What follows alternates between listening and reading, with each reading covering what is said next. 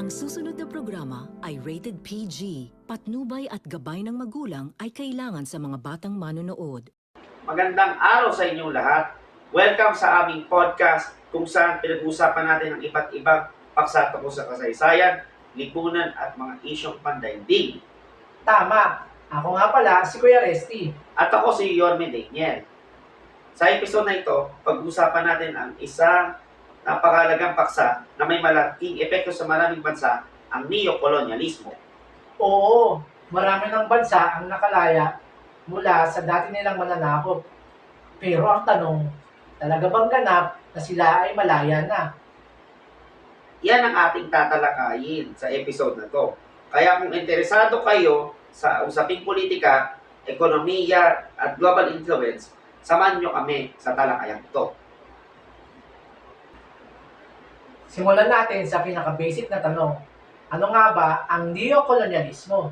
Ang neokolonyalismo ay tumutukoy sa isang sitwasyon kung saan ang isang malakas, maunlad na bansa ay nakaka-impluensya o nakokontrol sa ibang bansa kahit hindi na ito direktang sinasakop.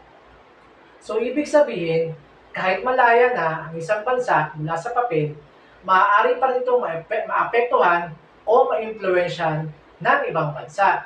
Exactly. Kadalasan nangyayari ito sa pamamagitan ng ekonomiya, politika, kultura, at teknolohiya.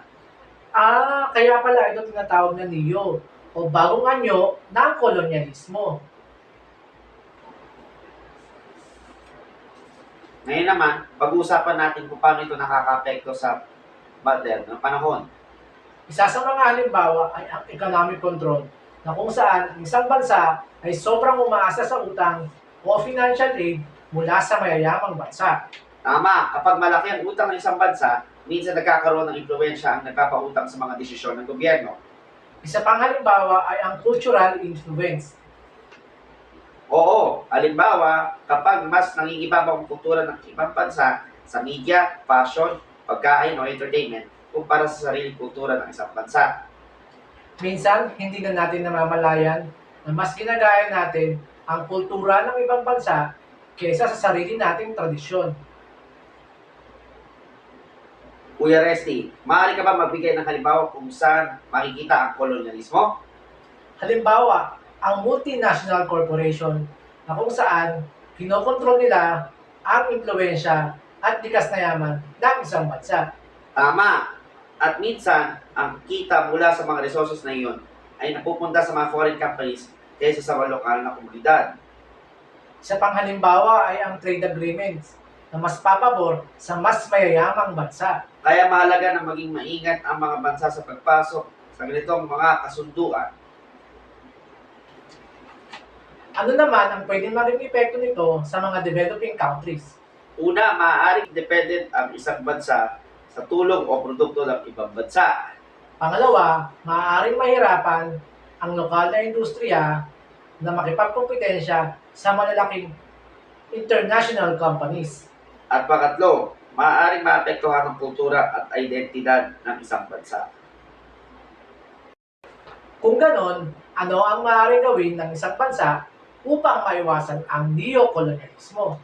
Una, kailangan nilang palakasin ang kanilang ekonomiya. Pangalawa, suportahan ang lokal na negosyo at industriya. At pangatlo, panatilihin at ipagmalaki ang sariling kultura at tradisyon. Sa kabuuan, ang neokolonyalismo ay isang modernong anyo ng impluensya na maaaring makaapekto sa kalayaan at pag-unlad ng isang bansa. Kaya mahalagang maging bulat at panuri tayo sa mga global na relasyon ng mga bansa. Maraming salamat sa pakikinig sa aming podcast episode. Kung may natutunan kayo sa aming talakayan, huwag kalimutang ibahagi ito sa inyong mga kaibigan at kaklase. Hanggang sa susunod na episode! Paalam at maraming salamat. Huwag kakalimutan mag-comment, mag-like at mag-subscribe sa aking Dale's Choice YouTube channel sa YouTube.